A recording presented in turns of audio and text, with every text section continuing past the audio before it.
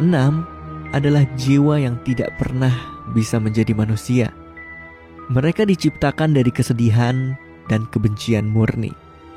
Emosi negatif, itulah yang diwujudkannya menjadi makhluk spiritual yang jahat. Makhluk ini dapat memproyeksikan tindakan roh manusia untuk membingungkan kita, membuat manusia berpikir mereka hanyalah korban dari hantu pada umumnya. Roh manusia tidak bisa menyakitimu, kecuali mereka sangat jahat, seperti Bandi Sinister. Namun, 6 bersama dengan beberapa makhluk lainnya bisa melakukannya. Mereka menyedot setiap emosimu serta memancarkan begitu banyak kesedihan dan kebencian mereka sampai kamu bunuh diri atau melakukan kejahatan yang sangat mengerikan sehingga mungkin kamu akan mendapatkan hukuman mati. Biasanya mereka mengejar orang jahat, orang-orang korup, atau mungkin orang-orang yang menyedihkan. Mereka disebut 6 karena biasanya kamu hanya akan bertahan selama 6 bulan sebelum kehilangan semuanya. Aku pikir aku mulai membenci ibuku ketika aku berusia 16 tahun. Aku sudah bosan dengan pekerjaan itu. Semua orang di kotaku mengenalku. Semua anak di sekolah memanggilku orang aneh. Pada titik ini, Mike menghabiskan semua uang yang telah dibayarkan orang kepadaku untuk membeli minuman dan memintaku memberitahu mereka bahwa nenek mereka mencintai mereka atau bahwa anak mereka yang sudah mati berada di tempat yang lebih baik. Dia menjadi kasar, pemarah. Dia memukul ibuku dan ibuku hanya bersabar walaupun hanya sebentar. Kemudian dia mulai menyalahkanku. Jika kamu tidak pernah mulai berbicara dengan Casper, mungkin kita tidak akan berada dalam situasi ini. Sepenuhnya mengabaikan fakta bahwa dia adalah pacarnya, bukan pacarku.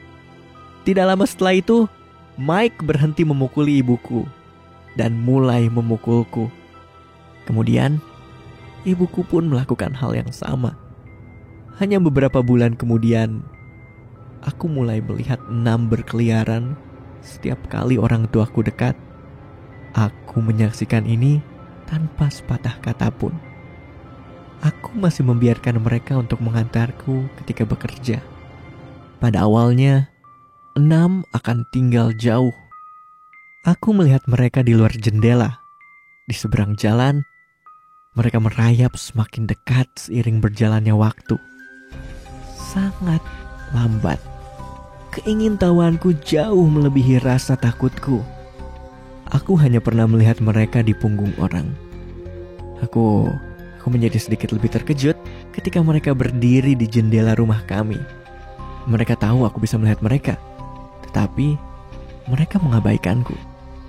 Aku tidak mengatakan apapun kepada ibuku pada hari di mana aku melihat salah satunya merangkak ke punggungnya serta menempelkan mulutnya yang menganga dan bergigi ke bahunya. Aku tidak terkejut ketika melihat yang lain ada di punggung Mike di hari yang sama.